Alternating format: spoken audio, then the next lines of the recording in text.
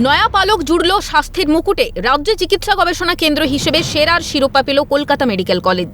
কেন্দ্রীয় সংস্থা Indian council for medical research বা আইসিএমআর তরফে মিলল স্বীকৃতি। দ্বিতীয় স্থানে এসএসকেএম। চলতি বছরে রাজ্যের 4টি প্রথম সারির মেডিকেল রিসার্চ ইউনিটকে ডেকে পাঠানো হয় দিল্লিতে আইসিএমআর এর পক্ষ থেকে। মূলত 5টি বিষয়ে মূল্যায়ন করেই সেরা চিকিৎসা গবেষণা কেন্দ্র কোনটি হবে তা বেছে নেওয়া হয়। কতগুলি গবেষণা চলছে, কতগুলো গবেষণা সম্পূর্ণ হয়েছে, কতগুলি গবেষণা জার্নালে প্রকাশিত, কতগুলো বিষয়ে পেটেন্ট মিলেছে বা নতুন প্রজেক্ট তৈরি হয়েছে। কেন্দ্রের পাঠানো 1.25 কোটি টাকা অনুদানের ন্যূনতম 70% ব্যবহার হয়েছে কিনা। পুরস্কার হিসেবে কলেজের তহবিলে জমা পড়ল 1,25,00,000 টাকার কেন্দ্রীয় অনুদান। 2014 সালে চিকিৎসা গবেষণায় উৎসাহ দিতে মেডিকেল রিসার্চ ইউনিট প্রকল্প চালু করা হয়েছে কেন্দ্রের তরফে। দেশব্যাপী এমন 125টি এমন চিকিৎসা প্রতিষ্ঠান রয়েছে। এই প্রকল্পের আওতায় প্রতিটি প্রতিষ্ঠান 5 বছরে 10 কোটি টাকা অনুদান পাবে। কলকাতা মেডিকেলের ভাইস প্রিন্সিপাল অঞ্জন অধিকারী জানান, কলকাতা মেডিকেল কলেজের শতাব্দী প্রাচীন এমসিএইচ বিল্ডিংয়ের 2টি তলা গবেষণার জন্যই ছাড়া হয়েছে। 2জন পূর্ণ সময়ের বিজ্ঞানী নিয়োগ করা হয়েছে।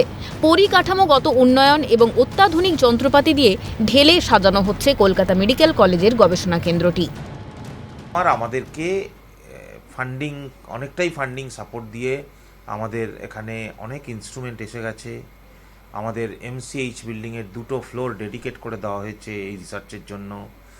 বিভিন্ন ডিপার্টমেন্টের নতুন যারা ডাক্তার বাবু এবং গবেষক হতে চান তারা আসছেন, ছাত্ররা। ফলে মেডিকেল কলেজে রিসার্চের একটা প্রেক্ষিত তৈরি হয়েছে। আমার ধারণা আইসিএমআর সেটাকেই রেকগনিশন দিল এইভাবে।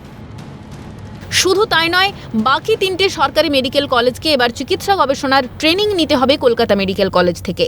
আগামী 12 থেকে 14 ডিসেম্বর 3 দিন আইসিএমআর গবেষণা সংক্রান্ত ওয়ার্কশপ করবে কলকাতা মেডিকেল কলেজে। এমনটাই নির্দেশ কেন্দ্রীয় স্বাস্থ্য মন্ত্রকের।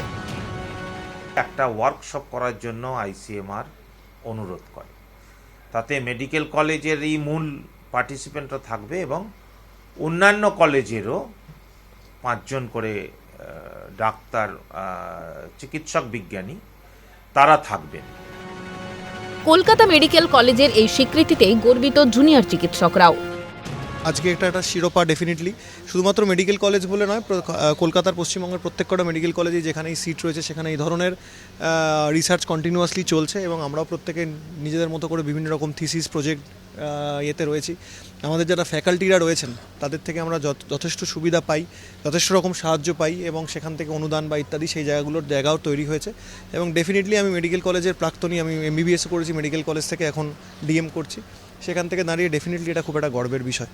চিকিৎসা হতো, এখন সেদিকে চিকিৎসা থেকে এখন অন্যদিকে অন্যভাবে কী করে আরও ভালোভাবে চিকিৎসা করা যায়, কী করে কম রক্তক্ষরণে অপারেশন করা যায়, কী করে কোন ওষুধটা কোন জায়গায় দিলে এটার থেকে আগে হয়তো যেটা ওষুধের জন্য 4টে খেতে হতো এখন সেটা 1টা খেলেই হয়ে যায়। এইগুলো ছোটোখাটো প্রচুর বিষয় আছে যেখানে গবেষণা চলে আমাদের এখানে।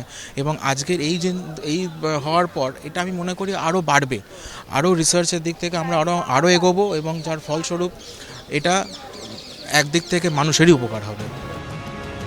আরজিকর, এসএসকেএম, এনআরএসকে টপকে সেরা শিরোপা ছিনিয়ে নিয়েছে কলকাতা মেডিকেল কলেজ। কেন্দ্রের এই তকমায় চিকিৎসা ক্ষেত্রে এক নয়া দিগন্ত খুলে গেল পূর্ব ভারতে, তা বলাই যায়। ক্যামেরায় সঞ্জীব চক্রবর্তীর সঙ্গে বিক্রান্ত রায়ের রিপোর্ট, ক্যালকাটা নিউজ।